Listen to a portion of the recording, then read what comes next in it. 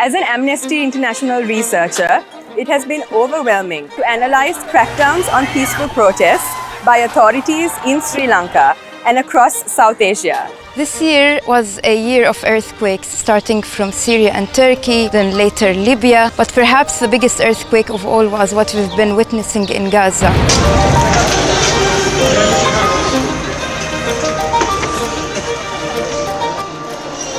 Together with my colleagues, we have documented numerous human rights violations against civilians, including mass casualties, torture, rape, extrajudicial executions, and the suppression of freedom of expression. Here in Europe, it was one of the most dramatic years for migrants and refugees' rights. My team and I documented one of the most deadly tragedies ever happened in the Mediterranean. There has been an incredible backlash against gender rights. And nowhere is that more clear in the United States than the example of the attacks on abortion rights.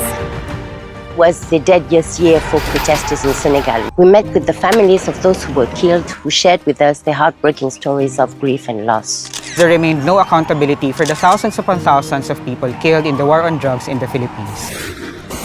I was in Ukraine at the time. We had to respond the way we can. So I was conducting dozens and dozens of interviews with people who were stuck there. As an advocacy advisor, my role has been convince policymakers that people and our rights should be the absolute priority and be reflected in the final text of the world's first binding law on artificial intelligence.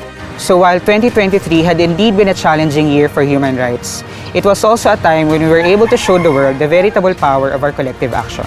Some of our evidence can be used to push for arms embargo, to push for accountability and justice. To ensure that civilians are better protected and to ensure that those who are responsible for crimes and conflicts across the world are brought to justice. For example, we were able to convince the Human Rights Council to investigate the ongoing violations in Sudan and preserve evidence for future accountability purposes. We need people to support our actions to make sure that we can put pressure on authorities, government, and to ensure that they comply with their international obligations.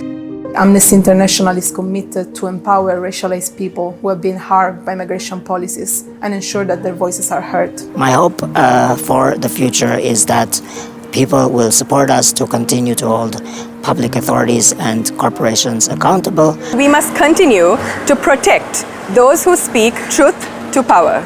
Because we know that we can build a future of human rights, and we know that together we can win.